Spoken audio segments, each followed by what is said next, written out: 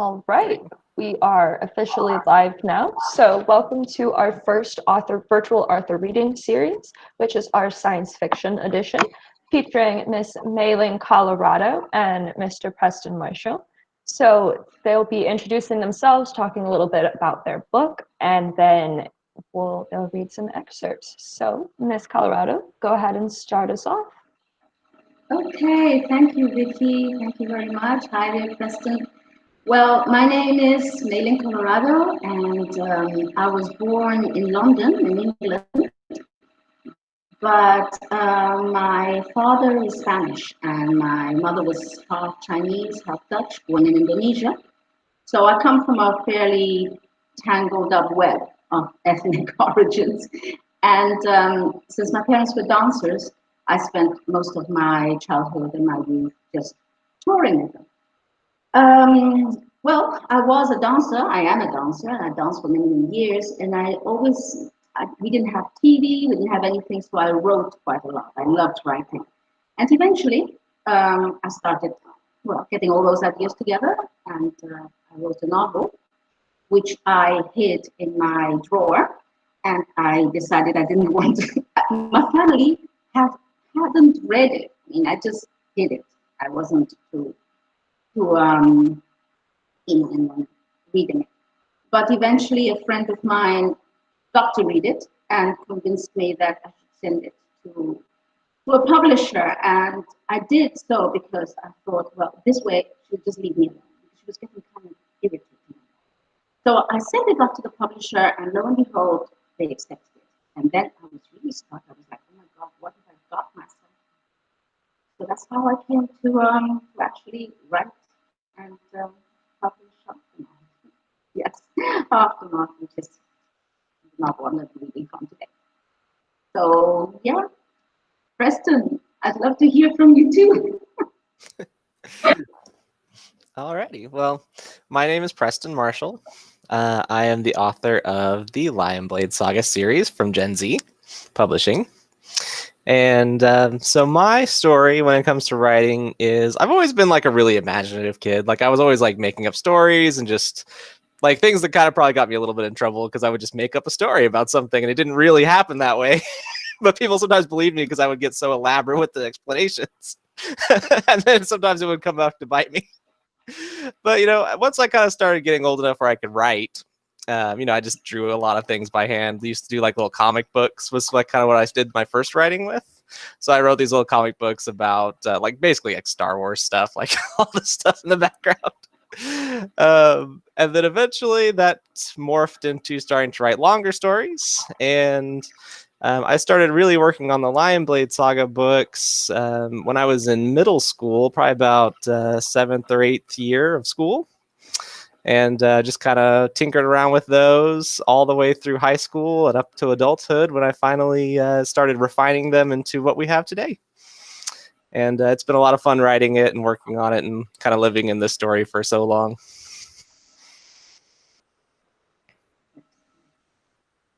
All right, we're going to allow Ms. Colorado to talk more about her book and also read her excerpt. Okay, so I've always been fascinated by what would happen if the system collapsed. I wrote Aftermath some years ago. Right now I'm a permaculture practitioner, so I teach permaculture, I practice permaculture, and it's that's what I do. And what we do in permaculture is just we basically design. It's a design system to create sustainable living conditions for humans that will not impact so much our surroundings. But at the time I was writing this novel, I hadn't gone into permaculture yet. I was searching. I was looking for something. So you kind of get a gist of what I was looking for, what were my worries, and what I was thinking about. And one of the things that was always fascinating is what would happen if we didn't have to work so hard at survival in the sense of earning money, and our potential actually was allowed to develop. if humanity evolved. So a little bit, that was the gist of the way I went about it. Aftermath is the story of a settlement after the big crash, if you call it, of the system through a series of wars. It takes place about 10 years after it's really gone down, though there have been many, many wars before that. And it tells the story about how these things happen and how the humans interact, how they develop certain talents, and also about the generational gap, which is another. At the time I wrote this, I had teenagers. I have two kids, and they were teenagers. So I was looking at them thinking, what would happen if suddenly it all messed up? And when we started settling down, you guys started having the upper hand as far as evolution went. You guys started getting most of the talents and so on. You probably wouldn't want to hear what older generation went through or what they did or really want to conform. So that was an idea that I was tinkering with when I was writing. So I'm going to read a couple of excerpts from here, and in no particular order because I think that would be one heck of a spoiler. But I will. Let me. If you want, do you want me to read one excerpt and then Preston goes, so it doesn't have to be the same thing? Yeah, I'm good with that. However you guys want to kind of run this. Yeah, Because otherwise it'll be very boring to have my voice going on all the time. No? not at all. Not at all. Okay. The leaf quivered. There was no breeze. The woman, lying on her back in the middle of the sunlit meadow, barely registered the shimmering vibration. Lost within their inner universe, which had become so familiar during the last 2 years, she hummed to herself. Again, the movement broke through her abstraction. Definitely, something was making the leaf move. An insect, dismissed Yeshra impatiently. An animal, the breeze. Who cares? Except she knew better, of course. There was no breeze. And if an insect or animal had indeed made the leaf vibrate, he probably wouldn't have noticed. But it was impossible. The awareness had been lost, wrenched from her, torn and bloody, to lie in a heap with all her memories of her child. Son. She gasped, hot searing pain shooting through her, forcing her to sit up, clutching her narrow chest. The burn just as sharp and stark as if 2 years had not gone by. No! Her anguished cry echoed across the silent meadow as she tried to claw her way back from the brink of insanity, back into that inner world she had created in order to keep herself alive. And the leaf shifted yet again, clamoring for her attention in a minuscule and vibrant way. Tentatively, drawing her straw-blonde hair away from her sweaty brow, she focused. It was like stretching, straining a muscle in a once familiar but now long forgotten movement. Pressing her jaw against the dull throb of her echoing emptiness, she watched her slim, pale hand reach out and cup the little green messenger.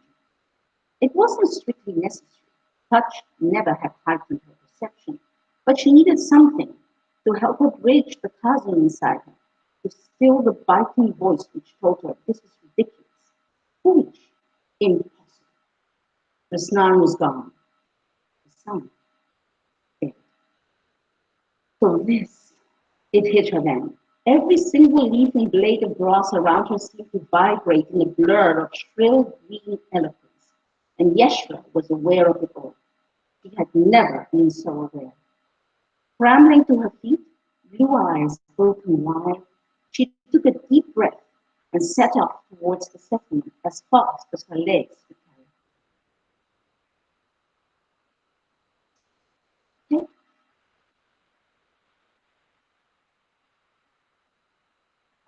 Awkward golf claps. Yeah. As they can't be heard. Muted Well. claps, like can't hear 'em.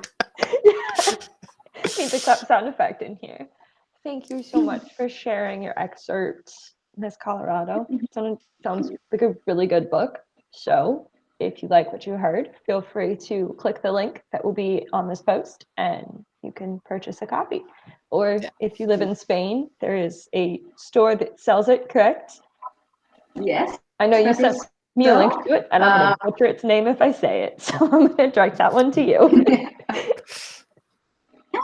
Okay, thank you. All right. Preston, if you would like to go ahead and talk about your book, read us a little excerpt, that'd be awesome. Yeah, absolutely. All right, so this is an excerpt from the fourth Lion Blade Saga novel. So basically where we're at in the story right now is our group of main characters has been separated. They've kind of been put into two groups that have been taken apart from each other. And one of our groups has been taken to guard a research facility that's trying to create a biological weapon to use against the Sarsal, which are the aliens that are taking over, or have almost taken over the world. And the idea is if they can create this virus that can only affect them, it can be a way for us to kind of even the odds. But unfortunately, they found it. So our group is trying to make a last stand to prevent that research from being lost. And we'll start from there. All right, so this is chapter 15 of The Waking. Lumar flew down the stairs as fast as he could. He sprinted through the lab and reached the makeshift barricade that Wallace and Ford built in the middle of the hallway that led to the bunker door. The Sarsal were already on the other side. They were pounding at the steel and clawing at the stone, and the scraping made Lumar's skin crawl. "How is she?" Wallace immediately asked. "She's going to make it," Lumar replied. "Thank you, really. I don't think she would have made it if you didn't get there when you did." Lumar didn't have the heart to tell him that she might end up paralyzed from the waist down. They could deal with that later. For now, they needed to focus on keeping the Sarsal from getting past them. Lumar and Ford had brought down a pretty good chunk of the armory before the Sarsal arrived. Jesse had Wallace's shotgun. He must have grabbed it when Lumar took her back to the doctor. They had dozens of magazines each and plenty of guns. Ford and Wallace had loaded and spread out most of the weapons they could grab, and so that way they could start shooting rather than stop to reload after each gun magazine was empty. "So what's the plan?" Lumar asked. "We've got a pretty solid bottleneck here," Ford said. "We'll hold out as long as we can. If we run out of ammo, if they get past us, we'll run back to the lab. We'll at least have the high ground there. If we have to fight in hand-to-hand, I'd rather have the advantage of being at the top of the stairs." A loud bang hit the door. Lumar swore he could see a dent reaching towards them where the last blow hit. He didn't realize any Sarsal small enough to fit in here could be that strong. It had to be an elite or something worse. At least he couldn't smell those acid weapons. That door wouldn't last long against those, and neither would their barricade. The banging and clawing didn't stop, didn't even pause the whole time the three of them huddled together behind their stack of boxes and crates. This reminded Lumar of Sangent when they had retreated back to the bunker. The inevitability of the Sarsal getting in was the same. His heart kept racing, trying to be ready when the moment came. There was no way to predict when the door would fail. All he could guess is that it wouldn't take long. A series of blows hit the door one after another. The door buckled just enough for Sarsal hands and claws to be able to reach around the steel. The aliens started wriggling through the small opening they'd made, pushing the gap wider and wider as they crawled through. Their raptors flared to life. Bullets from all three of their guns tore into the faces and hands of the ants and hornets as they tried to worm their way into the lab. Most of them pulled back after the first salvo. It was hard to tell if they'd killed any. One final crash hit the door and the whole thing rocked out of its hinges. It fell into the hallway with a deafening ring of steel slamming into concrete. Far more Sarsal than Lumar could have possibly imagined were in the space behind the door. They were a writhing mass of blades, teeth, and claws rolling through the hallway towards them in a crimson and amber wave. Lumar squeezed the trigger of his raptor until the clip was empty. He barely aimed. When the magazine was empty, he threw the raptor aside and grabbed another. In that split second he looked away, the Sarsal were on top of them. Wallace pumped round after round out of the shotgun, blasting the waves of aliens back just long enough for Ford and Lumar to cut them down with a hail of machine gun fire. Lumar emptied the second raptor and grabbed a pair of pistols. He fired off all the ammo out of both of those before chucking them out to the nearest charging ant. He reached around and found some kind of gun with a big round drum of ammo instead of a clip like the ones he was used to using. He wasted no time leveling the heavy machine gun on the charging Sarsal. The kick from the gun made it hard to keep it steady, but it hardly mattered. There were so many targets he couldn't miss in the narrow hallway. Alien bodies started piling up so deep it was getting harder for the new Sarsal to get into the hallway. They had to climb over corpses just to get in. That slowed down their charge, but it didn't stop them. For every Sarsal that died, 2 more came careening down from the restaurant above to take their place. Wings beat against the air as hornets floated down. Ants climbed all over the spiraling staircase as they made it to the ground.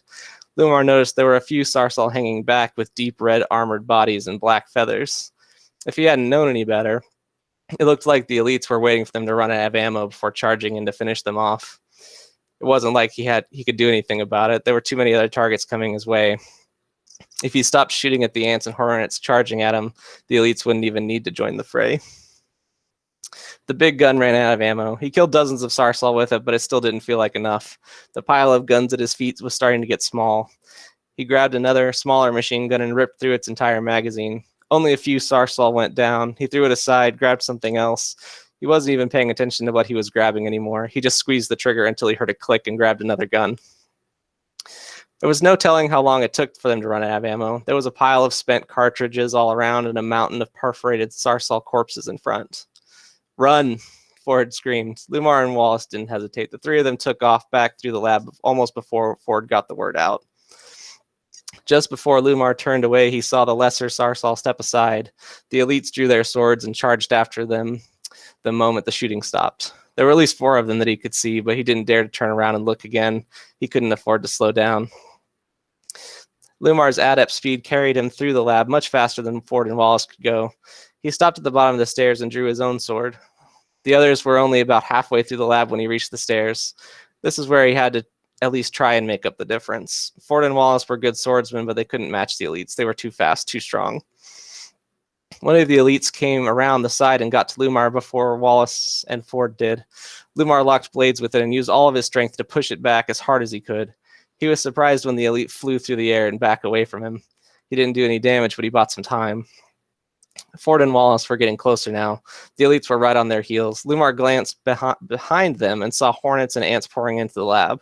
They were barreling down the hallway, climbing over each other, crawling on the walls and ceiling, pushing into the room. It felt like they'd killed a lot of aliens in the hallway, but there had to be hundreds more coming. Ford and Wallace reached the bottom of the stairs a heartbeat before the elites. Lumar pushed them behind him and locked blades with the first elite. He kicked it in the chest as hard as he could. The second one swung a scimitar blade at his neck. Lumar ducked and struck the elite in the ribs with a straight arm punch off his left hip, just like Radcliffe had showed him. The first 2 elites staggered back. The first one he had knocked away was back. Lumar parried a heavy blow from overhead as the elite charged back into the fray. The 4th one tried to get behind him to climb after Wallace and Ford, but the 2 of them turned and thrust their blades down at it. It stopped short and blocked the attack just long enough for Lumar to grab it with his free hand and pull it back down to the ground with him. It tried to claw at him, but his armor held against its nails. He swung at it with his sword once. He had it in front of him again, but it blocked and backed away.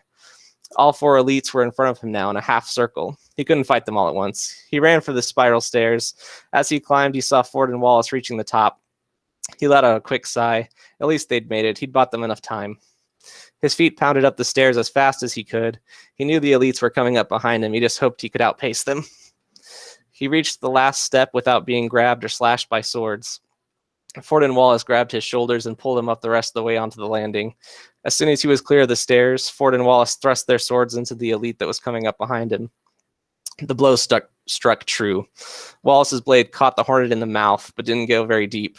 Ford stuck his sword into the elite's shoulder just to the right of its neck. Lumar couldn't tell if they'd killed it, but it fell down the stairs, knocking one of the other elites down with it. The other 2 had jumped all the way from the floor up to the landing. They were already on top of them before Lumar could react. The first one thrust its blade low and caught Ford in the back of the knee. There was no armor there except for the mesh of his skin suit. The blade pierced his skin and went deep into his leg.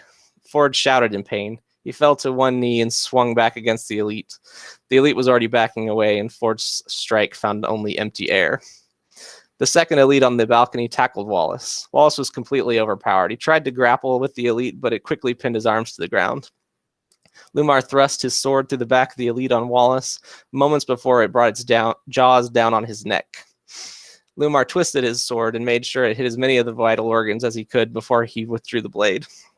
He pulled the body off of Wallace and tossed it over the side of the balcony. The two elites that had been knocked down the stairs were almost up at the top again.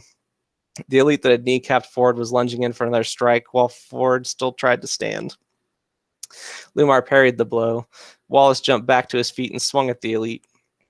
It shifted its weight into Lumar's parry and used the momentum to barrel into Wallace, knocking him back against the railing. Lumar swung his sword wide at neck level, taking the elite's head off in one clean cut. The elite's body crumpled to the ground. Wallace remained standing, but once the elite was down, Lumar could see that it had plunged its sword into Wallace's side. The wound was just below the ribs and far enough to the side that it didn't look like any organs were hit, but there was a lot of blood pouring out already. Lumar had to tear his gaze away. The other two elites were at the top of the stairs. Lumar stomped as hard as he could at the first elite's head as it came into view. It fell sprawling out on the steps, but the next elite didn't slow. It leapt over its comrade and kicked Lumar in the chest. He staggered back as the elite fell into a low stance. Lumar and the elite stared each other down for a few heartbeats. Lumar glanced to Ford and to Wallace. Wallace was bleeding a lot. Ford couldn't stand. He had to buy them time to get clear. They were going to die if they kept trying to fight. He couldn't have another death on his conscience. Nate and now Phillips had died because of him. No one else was going to die if he had anything to say about it. The elite's eyes darted away from Lumar. It charged forward and swung at his chest in a vicious arc. The blade didn't go through his chest armor, but Ford raised his arm to try and block the blow. The blade dug a track through his bicep, not enough to cut all the way through, but his arm fell limp. More blood poured out. Ford fell back screaming again. The elite turned to go after Wallace next. Wallace tried to raise his sword, but he was too weak from the blood loss. The elite's blade smashed against Wallace's sword, knocking it out of his hands. Rage coursed through Lumar's veins. He could feel heat washing through him. He felt every pore in his body open up as sweat poured out. He saw red. Flickers of deep red fire swam through his vision. Thoughts flung through his head so fast he could barely latch on to them, but he knew what he needed to do. Certainty clicked into place, and the fire engulfed his body. Lumar threw himself at the elite. He tackled the alien and barreled them both down the stairs. Lumar felt his body being battered as he struck metal steps all the way down the spiraling staircase. The elite he'd kicked in the head was caught up in their fall, and the three of them spilled out on the stairs together in a heap. Lumar ripped the sword out of one of the elite's hands and plunged it deep into its chest. He suddenly realized he'd dropped his own sword after he'd stolen the alien's blade. He made sure the first elite was dead before rolling his weight onto the other's chest. It tried to fight him off, but Lumar's knees had it pinned. He used the alien sword to slit its own throat with a wicked slash that left a deep gash in the floor on either side of the alien's neck. Lumar took the second elite's blade in his left hand. There were hundreds of ants and hornets in front of him, forming ranks like they were about to charge him. He roared a challenge at the aliens massing in front of him. All he saw were targets, places to bury the new blades. His vision was clouded with red. He couldn't so much see the aliens, but he smelled them. He sensed them with his sixth sense. He was going to kill them, every single one of them, and he was going to enjoy it. His skin crawled with goosebumps, and his heart pounded with anticipation. For a split second, Lumar realized he was losing himself to something else inside of him, and he was afraid of what was happening. But that feeling vanished as the Sarsal came at him. The rage swallowed him, and his body moved on its own. Blades, blood, an ant torn in half, a hornet trying uselessly to cut him with a claw.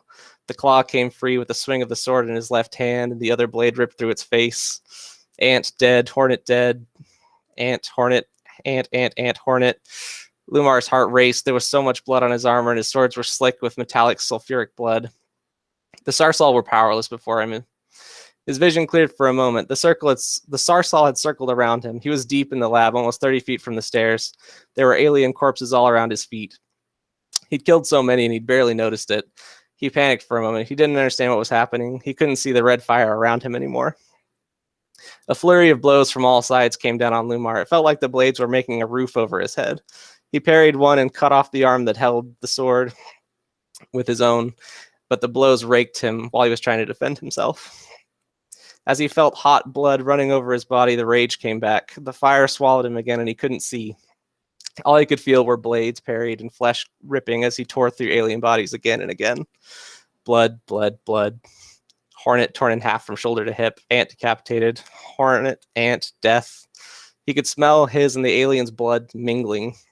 He caught glimpses of red swimming through the metallic liquid and felt his arms tear through more flesh. Glimpses of piles of dead flickered through his mind, but there were so many more. He wanted them to come. He wanted to tear them apart with his bare hands. He wanted to cover himself in the alien's blood. Whatever would happen to him was shattered when an explosion rocked the lab. Lumar's eyes adjusted as he felt the blast wave rock him back. A blinding light caused him to squint and stagger backwards. In the wake of the explosion, he heard gunfire. Whatever spell he was under was broken. There were too many Sarsal. There were so many dead around him, but there were still so many more alive. There was just no end to them. They were all going to die. The scientists, Ford, Wallace, and Jesse, they were going to die, and there was nothing he could do to save any of them. He swung at another Hornet and killed it just before it cut him down with its scythe arm. He suddenly realized he'd lost one of the swords. He couldn't remember what happened to it. The one he still had was ragged, and the tip had snapped off. It barely looked sharp anymore. The strength was going out of him. He couldn't find it anymore. He tried to reach deep within himself to find some hidden bit of strength, but all he found was nausea. He buckled. He kept himself from throwing up, but just barely. He raised his battered sword again just in time to catch one last blow from an ant. He didn't even have the strength to counter. He just staggered back. A bullet hit Lumar. The shell struck him in the back of the hand. The bullet went straight through, knocking the sword out of his fist. Pain blasted through him. He let out a whimper. He looked down at his hand, and there was a gaping hole clean through it. It was bleeding down his arm. He couldn't look at it. His hands were shaking violently, and his vision was blurred. For some reason, the Sarsal didn't attack him. He was defenseless, and they were ignoring him. There was something else in the room, but Lumar couldn't see it. All he could hear was more gunshots. Another bullet grazed the outside of Lumar's left leg. He fell, barely able to catch himself with his one good hand. He was on his knees in a horde of Sarsal. They were going to kill him for sure now. This was it. There was no way they could ignore him like this. Some small part of him resisted death. He tried to mend his wounds as quickly as he could. He felt some power course through his hands and into his legs. He focused everything on healing his own body, but he just couldn't do it. He did vomit then. He wasn't able to open his visor in time, and it splattered all over the inside of his helmet. He couldn't see anything. He clawed at the releases and let his helmet fall from his head. He was on his hands and knees, struggling to stand and breathe and try not to throw up again. There was still some of the bile on his chin and neck. His head swam. He tried to stand, but his body wouldn't obey. The wound in his leg sent lightning through his body when he tried to get it under him. A hand patted him on the shoulder. It was a human hand, not some alien claw. Another hand appeared in front of his face, outstretched to help him stand. Lumar clung to it with all the strength he had left. Whoever the hand belonged to helped him to his feet. Lumar's vision was swimming, but he could just barely make out a squad of a dozen or so soldiers in armor that looked heavier, but somehow sleeker than the one he wore. The soldiers were saying something, but Lumar couldn't make out the words. The soldier that helped him up started moving away. Lumar tried to follow, but his leg buckled and he nearly fell again. Another soldier caught him. The next thing he knew, one of the other soldiers threw him over his shoulder and was carrying him out of the lab. The soldier carried him all the way up the steps leading back up to the house. Lumar watched as they stepped over hundreds of Sarsal bodies. His vision kept going in and out, but he could see the corpses clearly. They ascended the stairs, but for some reason there was suddenly in daylight. It took Lumar a moment of dazed pondering to realize that the house was gone. There were some bits of broken wall and stone everywhere, but no house. Most of the lighthouse was there, but that was it. A pair of tyrants lay dead among the rubble, or at least they looked like tyrants. It was hard to tell. Everything seemed out of focus. Whatever they were, they must have destroyed the house, and these soldiers had killed them. The next thing he knew, he was being placed gently into a seat inside a transport of some kind. His armor was being removed, and someone was prodding him, shining a light in his eyes, and doing something to his arm. After the light got out of his face, he closed his eyes. When he opened them again, whatever transport he was in was taking off. He was surrounded by soldiers now. All the seats were taken, but he didn't recognize anyone around him. "Where are the others?" Lumar choked out. "We got him," someone nearby replied. "Don't worry, Season has some of the best doctors in the world. They'll fix him up there better than new." A wave of relief came over him. That wave carried away his fear for the others, and he let it carry him out into a desperately needed rest. There you go. That is chapter 15. Awesome. Fantastic. You're so good at action. Yeah. Yeah, I was like going through and trying to find an excerpt that would like make sense by itself, and I was like, let's just do some action. Action always makes sense. And it also wouldn't spoil the whole ending of the book for people who either have never read this series or are on the next book. You don't want to like, give too much away. Yeah. Exactly. I do have a couple questions for you guys that we're asking all of our authors who speak, since obviously we do not have live people here to ask you the questions. So we do have a few. The first question for you both is, what is kind of the your best advice that you would give writers who were just starting out? They want to start writing their first ever novel, or they've written it, they're in the editing and working towards publishing process. What would be your best advice to them?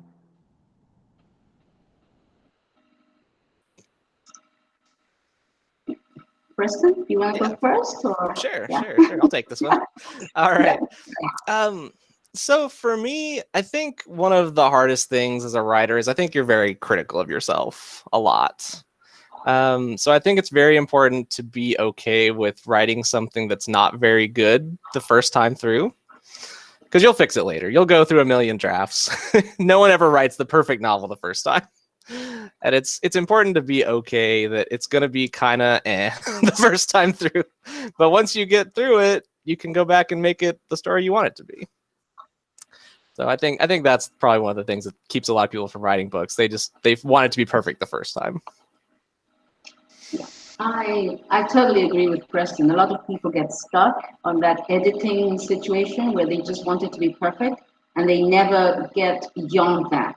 But having said that, I myself would suggest that you would get very good betas and have it read back to you a lot, because sometimes things just, you think it makes sense and it doesn't. It really doesn't to the other person, to the reader.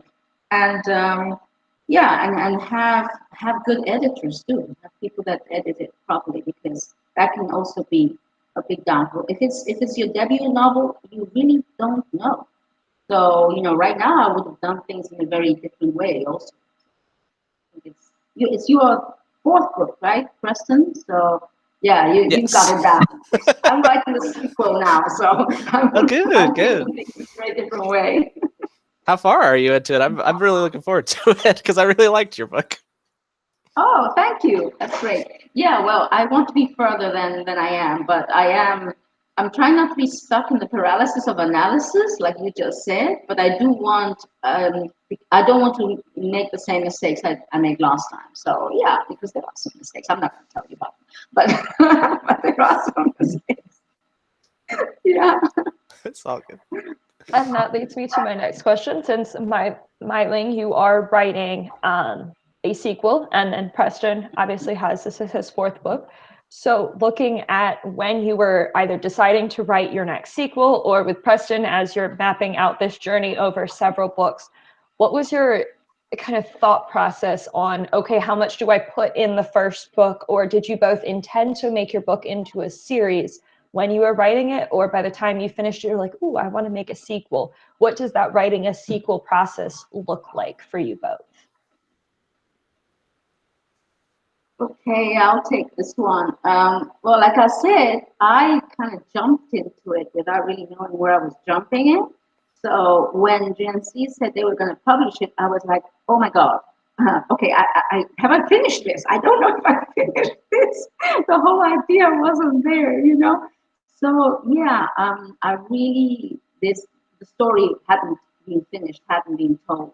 And for me, it was very clear once I realized that it was going to be published, that there had to be a sequel. And in fact, it's going to be a series, because things are going to happen. And these characters are pretty stubborn. They come and they're bullies. They come and knock on my door a lot, and they are like, hey, you. I guess Preston probably has the same thing with his characters. Are your characters bullies too, Preston? Sometimes, yeah. They're not very nice. They're kind of mean sometimes.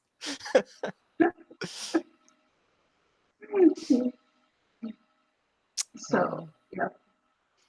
Yeah, I guess for me, I kind of just started writing this story just for myself originally. It was just kind of a story that I wanted to have in the world. Like, it was just kind of what I was looking for in a story.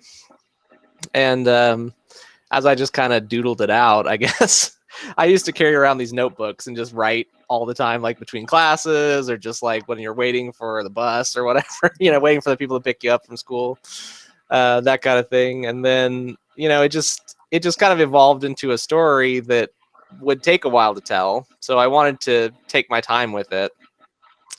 But when I was kind of really starting to make it into a book rather than just like random stories and things, I did draft out kind of an overall kind of plan for it from the beginning. And I knew that would take several novels because each one kind of has a kind of an arc to it that kind of all plays into the bigger story. Our next question: what is your personal time commitment to being an author, like as in writing, editing, kind of planning, and how do you balance that author time commitment with, family life, personal life, if you have a secondary job, if you're in school, that kind of thing? Yeah, I'll go. Yeah, we'll take turns. Yeah, going first, I guess. Yeah, so I basically, I get up in the morning and I exercise, and then I go to work, and then I come home and I have dinner, and then usually I'll write for an hour or two before the end of the day, and I try to do that probably 4 or 5 days a week. Usually, I block off a couple of nights, like this is when I'm gonna hang out with like my brother or my friends or whoever I'm doing something with, and I try to make sure to protect that time as well, because it's easy in some ways to just like bury yourself in your writing, I guess. But I think it's important to make time for different things. But I think the discipline of it is very helpful, especially for me. I think if I didn't make myself do it every week, I think I'd stop for a long time and kind of lose my momentum. But I think it's also, it's important to know that if you do take a break, it doesn't mean you're giving up. I think that's important too. So I I have a lot of other stories I'm working on too. And sometimes when I just can't work on the Lion Blade story, I just work on, other stories. And I think balancing that and having other creative pursuits is really good too. Like, I like painting models is one of my other hobbies. And I think doing something else creative can help kind of unblock the juices, I guess, whenever you get stuck. But yeah, that's kind of what I try to do. Yeah, I try to be consistent too. I'm a night owl, so that's the time when I write best. But then, of course, it's the time when the family is not there because I'm a parent. So that does take quite a lot of, time and focus. And especially with my older son, we have several projects together in permaculture, which is fantastic because it gives me the opportunity to leave the screen, and go outside and touch nature, which is so important for me. So yeah, I do try, like Preston said, to write every day. And it doesn't mean, like consecutive days, but I do try to get something done because otherwise you do lose momentum. The moment comes when it's like suddenly you can feel like you've lost it, but at the same time, I don't like to feel pressure. I don't write. I write because I love writing. So the moment you feel like you've got to write, like it's a job, like you gotta, check in and do so many words a day, or that me personally, I know for some people it's so important. You've got to do so many words a day, and otherwise they just don't get on with it. And it doesn't matter if afterwards they scrap most of the words, but at least they've done it. I can't. that just doesn't resonate with me personally, because I feel forced, and I don't like being forced to do anything. So I'm doing this because I like it. So yeah, that's a little bit the way I go with it.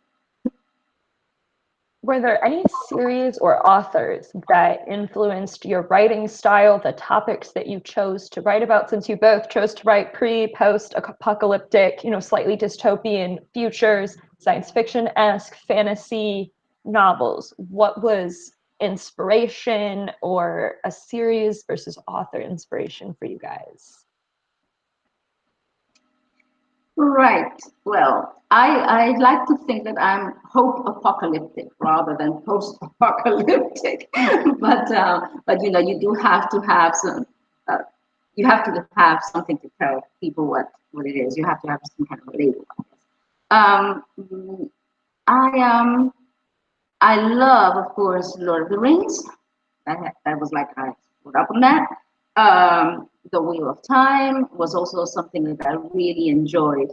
But to be honest, I have read so much over such a long time that I think I just draw from everything, and also from my own experience when I was traveling around the world as a child and a teenager.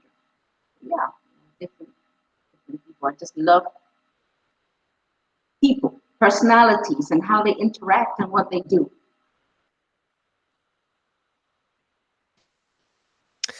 Well, the thing that's kind of funny for me, I think, writing this is when I read novels, I almost only read like fantasy novels. Like I hardly ever read science fiction. Like weirdly enough, like I almost never read science fiction novels. Probably the author that I probably got me thinking in terms of this more than anything is probably Garth Nix. In one of his novels, the Old Kingdom trilogy that he wrote, there's like a world that's kind of divided. Like there's a magical side of the world and there's like a technology side of the world. And along the border, there's a wall that kind of separates those two things. And there is a kind of like a little army unit that kind of guards that wall. And because they live kind of in between the magical side and the technology side, they kind of have to use both things to protect that barrier. And just kind of the idea of like soldiers that have their guns, but they also have to have a sword, because sometimes the gun's just not going to work because the magic side is like more prevalent at that time.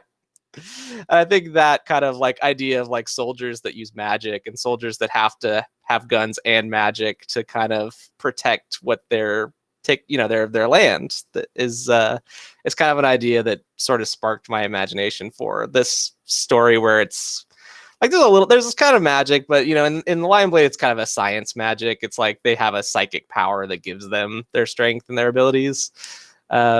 But yeah, just the idea of a magical soldier is kind of where I got that idea from.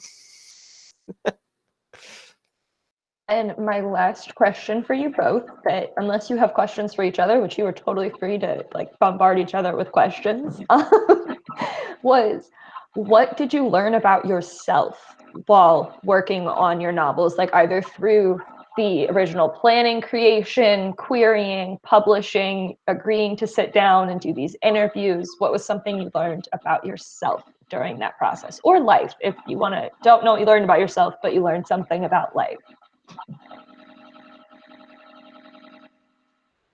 Right. Well, about myself, I learned that I could write poetry and not feel like like I was naked in front of people for some reason. Like usually people express themselves through poetry, and it's very, very intimate. In my case, I can write poetry and I don't feel like, it's as intimate as I want to make it. Yet, through my novel, I found that stuff was sneaking in. And when I was reading it back to myself, I was like, hey, Meiling, you're kind of channeling stuff here. It's kind of a trip, And it was like putting a flashlight into some dark corners of my psyche that I wasn't even aware were there. So that was a roller coaster, which was the reason when, when suddenly it was going to be published, I was like, oh my God, hey, okay, what did I write? people can read this. So yeah, it's interesting. It told me I'm a bit of a control freak. It really did. But then at the same time, I think you have to be a bit of a control freak because otherwise things do get out of control in the roller coaster way. Yeah. Well, I guess for me, like one of the themes in the Lion Blade Saga is, um, it's a bit of a like there's a crisis of like faith for Lumar. Like he kind of grows up in this like a very conservative kind of Christian life when he's a kid, and he kind of loses his faith through the story because of some trauma that happened in his childhood, and just kind of seeing the way other people reacted to his trauma as he's growing up. And I feel like for me, it's kind of allowed me, because I've kind of had some of that too, just kind of growing up. You know, it's hard to think and believe the same way all through life, I think. But kind of exploring that through that character, I think, has helped me sort of work out my thoughts and how I feel, and helped me kind of reassert, my feelings of faith and growth through that. It's helped me sort of wrestle with those issues in my own life. And I think that's something that's really helpful about writing a novel, is you can kind of take yourself out of it a little bit and kind of experiment with the way you feel, and then you can kind of bring it back to yourself when you're ready to. Isn't it surprising though? Does it surprise you at times? Like, oh my God, I didn't know I felt this. Yeah, really it does. I mean, it's kind of funny, like when you write something down, it's not necessarily the same conversation you have with yourself inside. But until you do that, sometimes I think it's hard to put words to your feelings.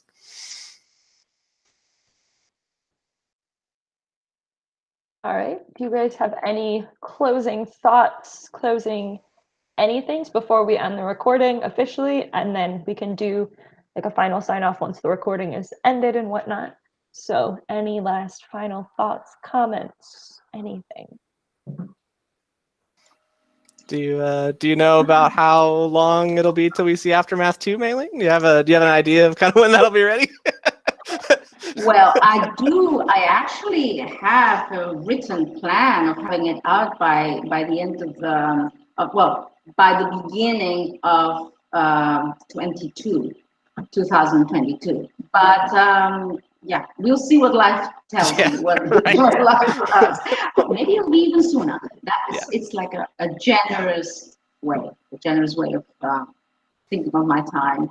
And yeah, I enjoyed your book immensely. So I'd love to see the rest of them. You know, I'm not a science fiction person, and